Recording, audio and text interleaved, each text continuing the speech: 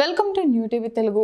AP DSC ఉపాధ్యాయ నియామకాల ప్రక్రియలో తీవ్ర అక్రమాలు జరిగాయని, దీనిపై తక్షణమే సిబిఐ విచారణకు ఆదేశించాలని మాజీ మంత్రి వైసీపీ నేత రోజా డిమాండ్ చేశారు.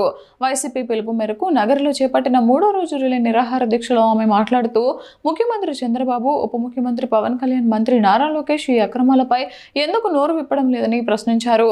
మెరిట్ ఉన్న అర్హులైన అభ్యర్థులకు ఉద్యోగాలు ఇవ్వకుండా లంచాలు దండుకొని అనర్హులకు కట్టబెట్టారని తీవ్రంగా ఆరోపించారు. ఈ ఘటనలపై మంత్రి నారా లోకేష్ తక్షణమే రాజీనామా చేయాలని డిమాండ్ చేశారు. ప్రధాని మోదీ స్పందించి రాష్ట్రంలో జరుగుతున్న పరిణామాలపై చర్యలు తీసుకోవాలని కోరారు. అలాగే శాంతియుతంగా నిరసన తెలుపుతున్న తమ దీక్ష శిబిరాలపై కోడిగుడ్లతో దాడులు చేస్తూ భయాందోళనకు గురి చేస్తున్నారని రోజా మండిపడ్డారు. ఈ దీక్షకు సంఘీభావం తెలిపిన తిరుపతి, చిత్తూరు జిల్లాల వైసీపీ అధ్యక్షుడు భూమన కరుణాకర్ రెడ్డి మాట్లాడుతూ, డిఎస్సి అక్రమాలపై సిబిఐ విచారణ జరిపించే వరకు నిరసనలు ఆపేది లేదని, తిరుపతిలో త్వరలోనే భారీ నిరసన ర్యాలీ నిర్వహిస్తామని తెలిపారు.